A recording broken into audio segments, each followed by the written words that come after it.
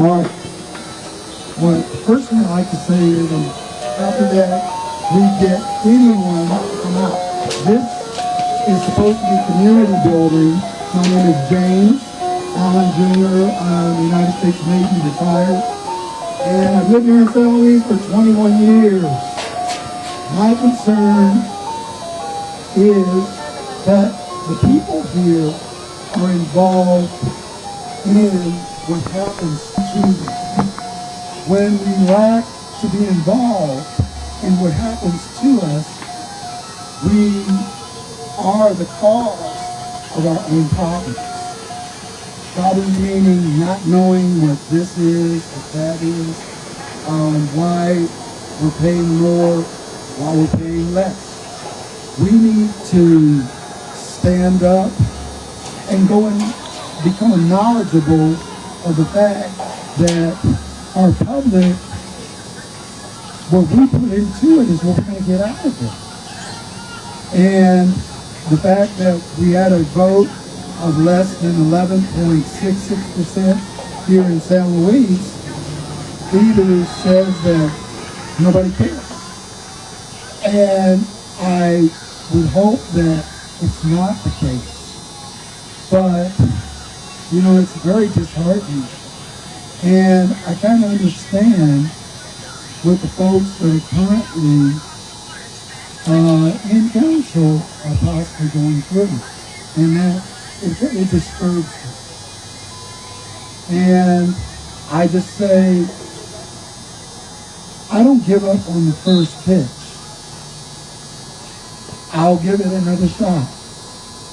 If you view it on the news tonight, search yourself. This is your community. What you put in is what you're going to get out of it. Our children are going to be the future of this community. We have to set an example. Regardless of how yesterday was, yesterday's behind us, let's push forward for a better tomorrow. Thank you.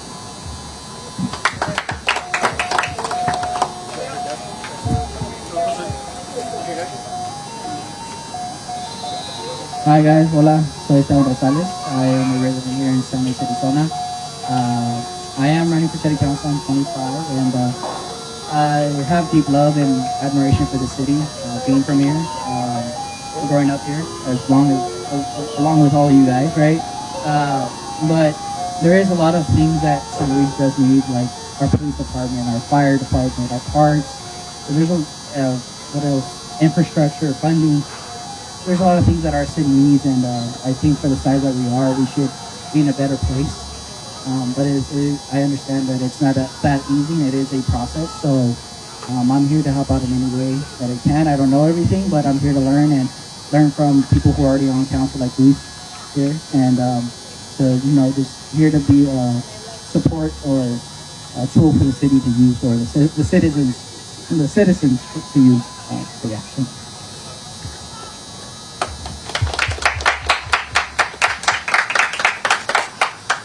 Good evening, everyone. Thank you for being here. My name is Luis Cabrera. I am one of the candidates running for San Luis City Council. I am seeking re-election for a second term.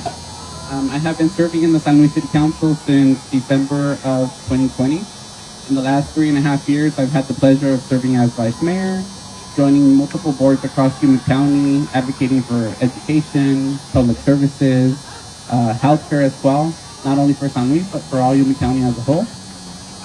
The reason why I am running for city council is because I am a dad, I am a husband, and I want to make sure that we as a whole community have support for our families, or for the working people of San Luis, because there is a lot of need, like Esteban said, and there has been some progress made in the last 3.5 years. And what motivates me is to continue serving in the San Luis City Council, making sure that the right decisions are being made, that the investments that we are making are the best for the entire community as a whole, that serving the community is thinking about the employees, it's thinking about all the residents, not thinking about one person or one group only. It's for the best interest of the entire community. I want my children to have opportunities here in San Luis. I'm a product of the Gadsden School District, San Luis High School, Arizona Western College, Northern Arizona University, Yuma, and I've been able to continue my education here in San Luis without having to leave. And of course, I want my children to stay home, have opportunities to become doctors, to become lawyers without having to leave the community as well. So in San Luis, we have many problems, yes, we do, but we also have a very united community, a community that always supports when there is time of need. That is something that I am very grateful for. Living here in San Luis has been a blessing in my life. It's a small community, and ever since I got here to San Luis, I fell in love with the unity from everyone, that despite the challenges that we face, we're always supporting the same cause. So I'm eager to serve a second term. I'm excited for the opportunity to advance to the general election. I thank the people who voted for me in the primary election, and I again ask you for your support for the general election. And for the people that didn't vote, make sure that your vote matters and that your voice is heard. There were some elections in Yuma County that were by a margin of 3 votes that made a difference. So that can happen at the San Luis City Council as well. So make sure that when you get your ballot, that you fill it out, that you vote, that you sign it, and you send it back, because your vote does matter. So I appreciate your support in voting, and if you have any questions or you need any support in making sure you get a ballot, send me a message, give me a phone call. I'm here to support you and help you in any way I can. Thank you.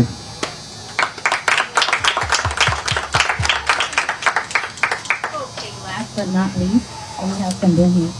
I really love this setup. I enjoy it, even though it's hot and we're all sweating, and people that are here supporting us from college too. It's really awesome to see the support. My name is Lisette Servín, by the way. I'm the only woman for city council, so that's like a big plus for me, in a way that I felt at first intimidated because I was running against all men, but then I said, you know what, we can do it too. So I thank all the voters that voted for me, that know me, and the ones that didn't, for their trust on their vote.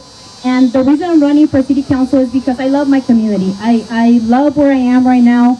I used to be a former city employee for 18 years. I had the privilege to work for the Parks and Recreation Department. Many of the events that we currently have right now, I was part of those events. I got to work with those events and people, the programs, the classes, everything that was coming out of the Parks and Recreation Department, I was able to be part of, and I'm really proud of the work that we did back then and the work that they are doing right now. Like I said again, I truly love my community, and right now I'm currently working for a nonprofit organization, and I'm blessed as well because it's a totally different world. And me trying to be in the city council is because I want to combine those experiences I had from being a city employee and for working now for a nonprofit organization. I see that there are a lot of resources in this community that we're not aware of. And that what I want to do as a city council member, I want to make that connection. And if we are, I know Luis does a great job, and he's part of a lot of boards here and locally and state boards. And I want to keep that connection, make sure that we make a stronger connection and connect those resources that we have, not just in education or in health, but with the nonprofits that we have, the local businesses too. There's a lot of entrepreneurs, small businesses that want to grow up and they need that opportunity. We need to make sure that we can provide that. And of course, infrastructure is really important for us to go out and vote, not just for a local election, but we need to support the legislative election. Right now, we have Mariana Sandoval and Matias Rosales running for LD23, and it's really important for us in Arizona to see a change, to be able to see a change here in our city. We need to make sure that we support and we elect them so that we can see the change. So this is me again. I'm just being transparent. And if I was you and you were undecided of who to vote, us here right now, these 4 people that you see, if I was you, I would vote for all of us. Why? Because our heart is here. It's right here in the community. You can see us here.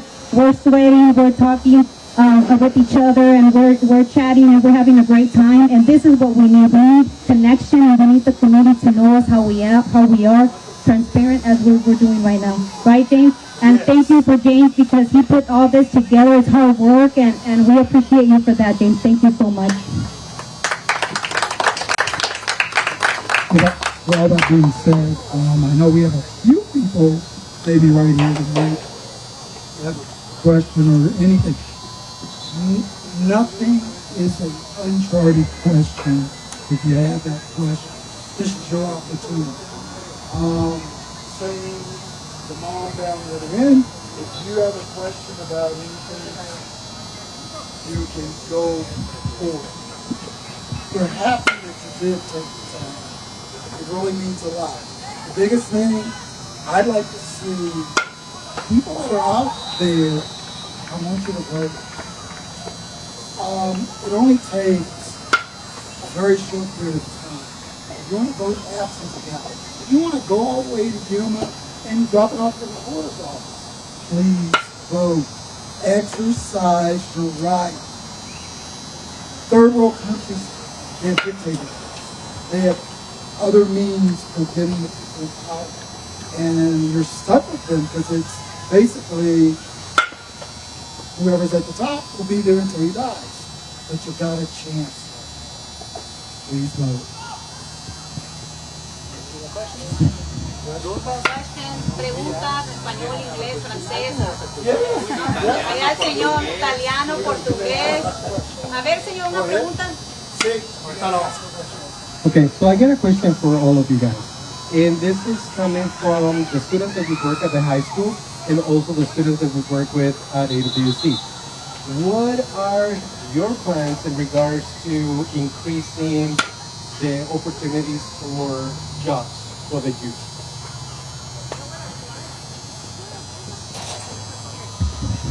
Personally from Washington, D.C., we had a summer jobs program.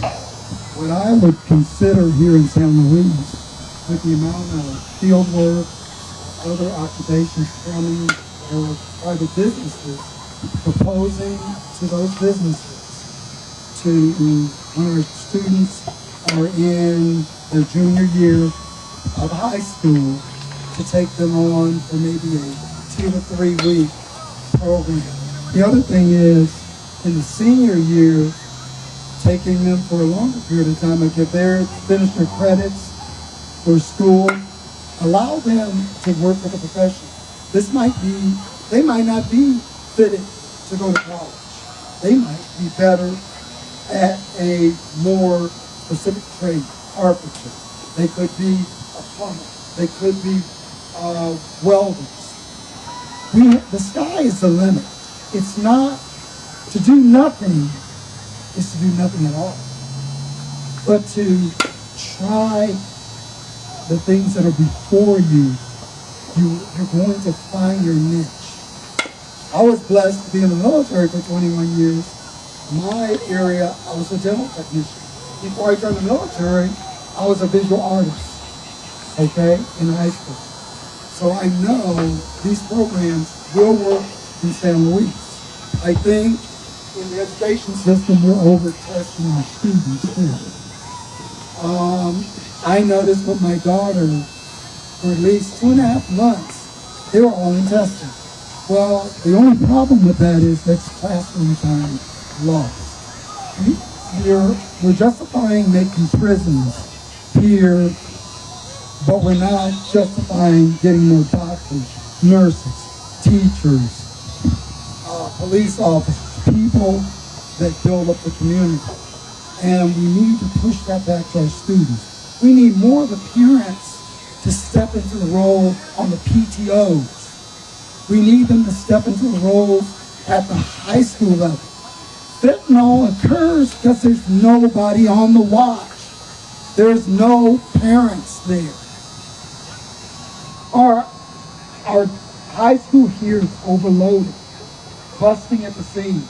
Kids can't even eat all at once because they're double booked in school. We need it where the kids can genuinely get a great education. And then we'll get 100%. We'll shoot for that 100% high school graduation. Then we shoot for 100% positive outcomes when they leave.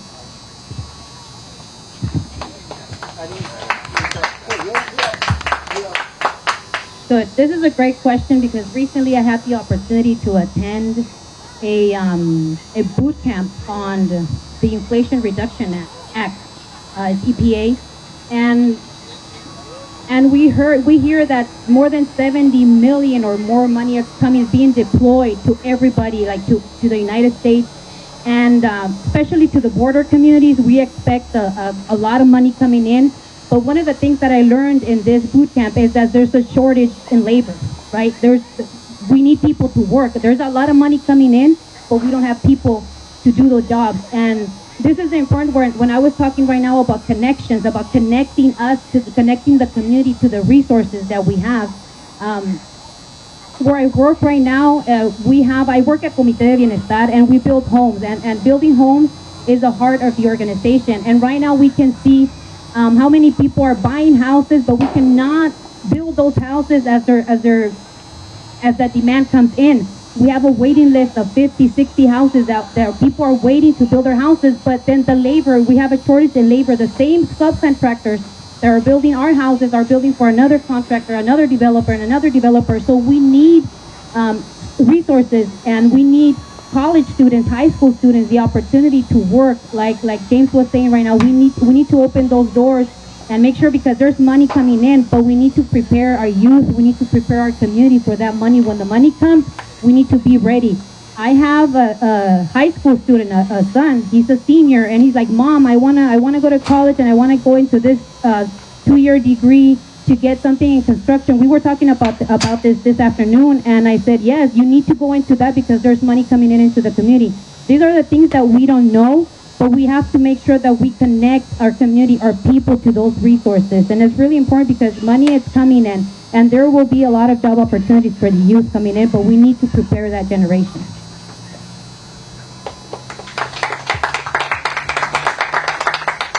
Thank you for the question. So currently the city of San Luis has several partnerships across Yuma County. We work with Arizona at Work for different placements of students, high school students, across different programs through the city of San Luis, Parks and Recreation, Youth Center. We also have a good partnership with San Luis High School. Formerly the instruction leader, Nerida Landsman, our HR director, and myself have met several times, trying to work together to have CTE students work as interns in the city of San Luis. Above high school students, we also take college interns, so students that are at University of Arizona, Arizona State University, Northern Arizona University can come in the summer and get that hands-on experience here in our community. So we are working vigilantly with the different organizations out, connecting the students, making sure that they have those opportunities. As Lisette is mentioning, career technical education is a big thing. They're investing millions and millions of dollars each year. They have top technology, they have top resources. Sometimes they have even better resources than the staff in the city of San Luis. Our fire department has mentioned, like, the equipment that these students are training with sometimes is newer technology than what we currently have. And these students come ready. They come prepared to serve the community in different ways. They get OSHA certificates. They get EMS training. They are with accounting and the business department as well. So all these students are getting the support through the high school district to come in and support the workforce. That there is a big demand, like Lisette mentioned.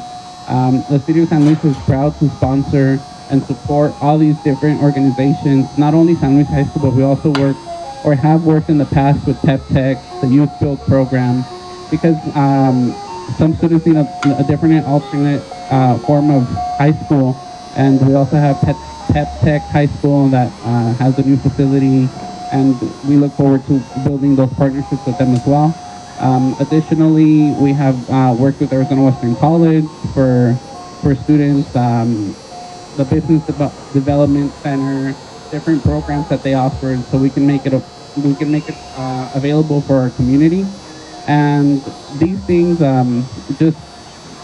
they all together, they're there to serve the residents, to serve the students, making sure that they have the opportunities that they deserve. So I think we have been doing a good job. I think we can do a better job connecting more of those resources.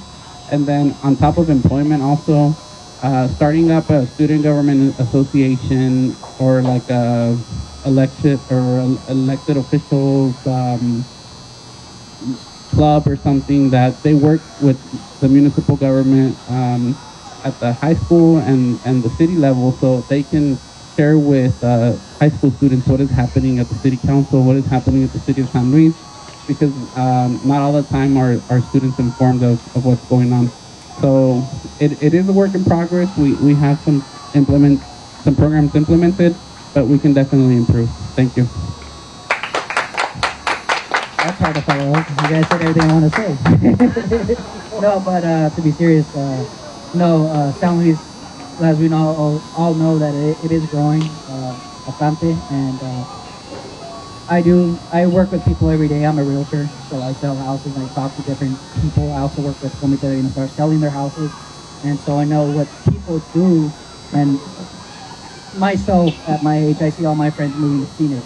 And that's because we don't have enough opportunities here in San Luis, and I understand, and that's because we have a lack of businesses here as well. We have a lot of small businesses, but not enough, and that's where the trades do come in. And there's so many programs across the state, even at AWC, that they can help you fill out those applications or those scholarship programs, or you could go either do a welding job and all these other careers that we need here locally.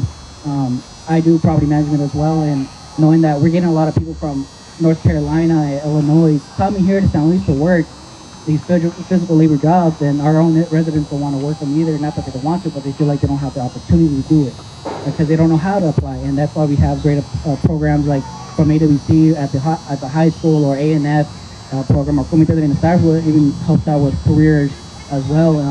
There's a lot of tools that people don't know how to reach them, and showing them how to do it, that'd be our way of helping out, and showing people that once they get their career started and how they get a business started, there's business loans for first-time business owners through USDA and also ACS. So there's a lot of opportunities of just being able to show our residents and our students, our young students, that you could stay here, make a living here, raise your family here, and not have to go so far away from family and create a new life elsewhere. The whole reason why I stayed here is because I know there's opportunity here, and I know that if my friends were to know the same opportunities that I have here, they have the same. It just it'll help us out a lot.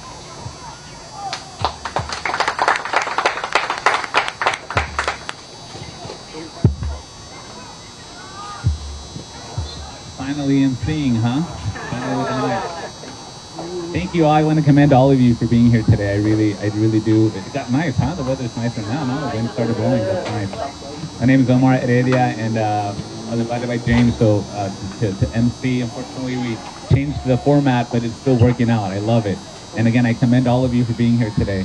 It really takes a lot to run this type of election. Or you're coming in, you're transparent, you're out in the community, and that takes a lot. So again, I commend all of you for doing that. Now, my question will be along the realms of sports. And of course, I've worked in education for many years, but I also am a soccer player coming out of San Luis, of my community, and I am coach also, and I've seen a good 50 teams, local teams, youth. We're talking youth here, spread out in two soccer fields. So you got to make it work somehow. So one of the soccer fields you divide into three, or a set of maybe even 4 fields, so you can make it work. And then you got this big one right here where we have a game going on right now. It takes money to do things. It's something too that I think the community needs to understand. It's not, you can't just build fields out of nothing. There's a lot of work that goes behind that, whether it's grant work, whether it's money that we're making out of something else. It takes initiative to be able to fund these fields, these parks. Now, my question to you would be, how can we get creative in getting there, right? Obviously, it hasn't been done for years, where we have newer facilities. I know there have been some new efforts, and there's still that, and that's awesome that we're there. But how do we reach that end goal where we have more opportunities for our community members? It's not an easy task. I'm not saying it's something that we could just, again, say it's ready to go. So I believe we really do have to get creative. We had that recent prop that didn't go through, and that could have been the solution potentially, maybe. what are you thinking? What are you guys thinking could be potential solutions to parks specifically? I'll let him go through. I'll have The solution for parks, I mean, like you said, it is a work in progress. Knowing how it takes a long time for things like that to happen. I know with the new park that's opening up in Avenue West, off what county is that? County 24. That's going to be soccer field as well. And the thing is that we have a lot of parks here, but they don't have enough lights to practice. Being an athlete from San Luis as well, knowing that most of the best soccer players come from San Luis, and we all practice in the same parks because of the same parks that all have the same lighting. So, but no, yeah, it's just coming down to being able to find the grants and for applying for those grants to be able to apply those grants to the parks here. And I believe, if I'm not wrong, our city's like in an in-between where we're either too big or too small to apply for certain grants to help us out with that type of stuff. And you're correct, property tax might have helped out with that as well, maybe an extra $2-3 million.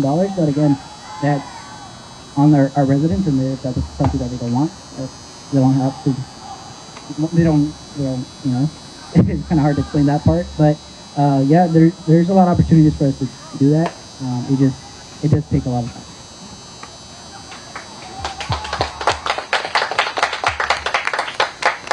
Thank you, Omar, for the question. So, yes, everyone knows that we have a love for soccer in San Luis, a baseball too, and we have great players that came out from San Luis and are recognized nationally, even internationally too. So, very proud of all those athletes that started here in our community and then have gone out there and grown and made us proud. Unfortunately, we're not a rich community, right? We don't have unlimited resources to be able to build parks everywhere. But we have invested in different parks, and we continue to invest. And one of the things, if I'm reelected, is also considering like an indoor facility for the heat in the summer. I mean, it'd be nice to have indoor soccer in the cool weather, and for our youth to be able to go in the summer and spend that time there. So looking for those grants and supporting our youth that way. Additionally, Parks Department does a good job in maintaining those retention basins. So we already have the grass, right? We just need the lighting. So in the past year, we've invested in lighting for 2 different retention basins, one on San Luis Lane and 7th Avenue. And that made a big difference for training, right? So they are some investments that the city has to make, and we do need to find the funding for that. But just making sure that the council has that mentality that obviously we're not going to light up all the retention basins from one year to the other, but at least start thinking about lighting up 1 or 2 every fiscal year, making sure that slowly there's progress and more areas are lit up for students to practice, and then that way we have the park here at Jorduño, Elucio Ramirez, the park on County 24th Street available just for the actual games, not necessarily just for practicing. So we have some nice areas that just need the lighting. We already have the investment made. We already pay the staff to go out there and upkeep the grass. So making sure that we're making the right decisions, and whenever there's funding available, or if a project didn't come to fruition, making sure that we get that money and we allocate it to those needs, which was something that gladly I pushed for in the past. I spoke to different members from the community that organize soccer. Mr. Edgar Quintero, I'm pretty sure you know him, and he's like, hey, well, in the winter, it's true. It's 5 o'clock and it's already dark outside. Like, we can't really practice anything. And I said, you know what, that makes a lot of sense. And I said, well, where do you guys usually practice? Well, we practice in the desagüe, in the retention basin at San Luis Lane and 7th. I said, okay, we'll see what we can do. And we were able to make that happen this year, and just continue pushing for that the following years as well. Also building relationships with Gadsden School District, Sun Valley Elementary School, San Luis High School. They have soccer fields. They have areas that are lit up that maybe the city can take advantage of in the evenings when they're not using. So having those IGAs with them and making sure that the city can also use their resources when available, because at the end of the day, it's the same students that they're going to be serving, just they'll be serving in a different capacity. Thank you. Yes, that's a great question. And soccer, and there's a lot of talent here in San Luis, not just soccer, basketball, dance, art, you name it. I mean, here it's a talent city. And 7 years ago, I used to work for this department, and I think we still have the same number of parks back then since the last time I worked here. Maybe 1 or 2 more retentions have been added. But it's true, we do need more lighted parks. We need more support, and what Luis said right now about making partnerships, IGAs, intergovernmental agreements with the high schools and other schools. We used to have one in the past for San Luis High School. We used to have an IGA for the swimming pool and the soccer fields. I don't know where we are right now. Maybe Luis knows a little bit more about it since he's currently a council member. But I know we do need to support more, and maybe something that, maybe this is not something that developers are going to like, but maybe since we're developing new subdivisions, consider the fact that we need to develop bigger parks, not just retention basins or retention centers. Right now at 24th, we said 24th, County 24th, there's going to be their original park where we're going to have a substation for the police department, the fire department, big soccer fields, baseball fields there. But I think it's not enough. We still need more because we are growing, and we need to make sure that our youth are a priority. And whatever we do, they have to be a priority because they are the future of this community. We want to make sure that they have a place to develop new skills, to have a good entertainment, a healthy entertainment, not just being outdoors and not having lights. So we need to make sure that a priority for council members. We need to make sure that the youth continues to be a priority in everything that we do. It has to be a priority. And soccer players, I know you've been a soccer player for, I don't know. I remember Hiver Becerra. He's famous, right? And his brothers too. I mean, you guys name it. But yeah, we need to continue to support, and we need to make, again, I'm just going to keep saying those connections, how important it is to connect with our local schools, our local organizations, because when it comes to grants, it is difficult to get grants, especially because we are considered a rural area. So grants don't come in so easily for us. We have to compete against bigger cities. And then, thank you. And then taking into consideration the fact that we are a border community makes it a little bit tougher on us. We're not the same as Somerton. We're not the same as Yuma. We're just not the same. Just the fact that we are a border community, things are so different from us. Our cultural, the way we see things, the way we think, and what we need is totally different from our neighbor communities. But of course, priority has to be a priority, our youth, our sports, and to keep empowering them to develop those talents and skills that they have. I'm happy I'm last. Anyway, my take, I coached soccer in Puerto Rico while I was in the United States Navy. We were undefeated one time. It was a co-ed team, age of 11 to 13-year-olds. Being a person that I traveled around for over 21 years, I think outside the box. My thing is this: why don't we have a coalition from the Council of San Luis? We put together a package, we go up to the state, and we present it to the state. This is the right way to make things happen. There's no such thing as it can't happen. It only doesn't happen because they've never seen it happen.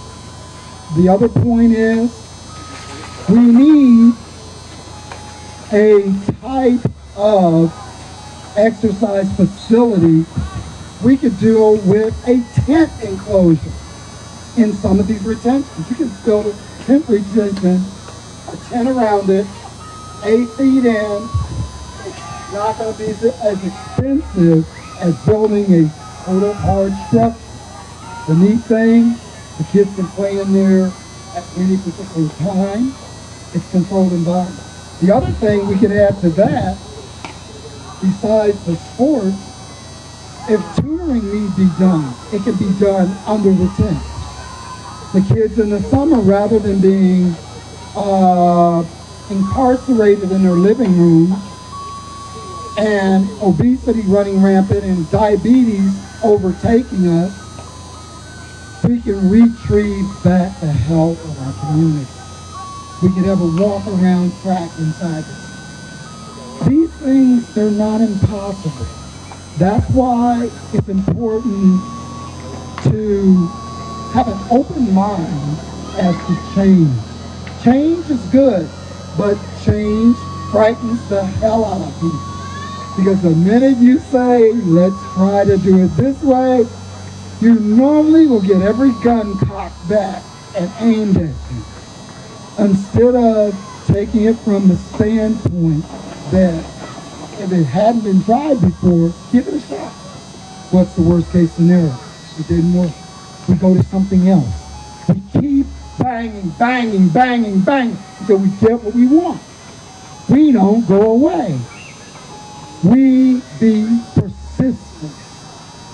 They keep seeing us long enough, they're like, oh God, please, take care of San Luis. Get them what they want. They keep coming. That's the way you deal with a community or an outside community that only sees you as a stopping point to Mexico. Or they call you Little Mexico.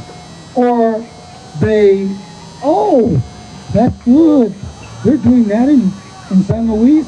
Or when they say the border is closed and over 70-something people from a country we don't even know run through our neighborhoods and we have to pick up our kids at their schools in order to maintain that they're safe. As a council member, this is the job that I look at undertaking. The safety, the exercise. I'm a champion for kids with special needs. My daughter has a disease called Prader-Willi syndrome. Prader-Willi syndrome is a genetic disease. Basically, the 50th chromosome of mom replicates twice, dad is missing a function deleted. The child winds up with a slow metabolism. They're prone to overeating. The metabolism makes them gain weight. They're susceptible to diseases which are respiratory in nature, which my daughter died from rhinovirus. Rhinovirus, it's not a thing. It's like a common cold. But to a child with a special needs, it can be the kiss of death. We have a lot of children in our community that have ADHD, autism, high on the spectrum. They are brilliant. What I propose, hey, if we're we need to cover everyone. Everyone in this community. We have some deaf people in this community. But we have to focus that everyone in this great big field we call a community are all important. Household by household, street by street. We have to be the mirror of our community. We have to go to our community. We have to let them know what is going on so they make the educated decision about their life. So they don't feel disenfranchised. So they will go back to voting.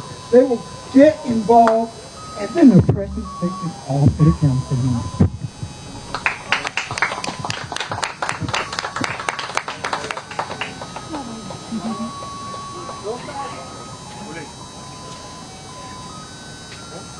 Anybody else?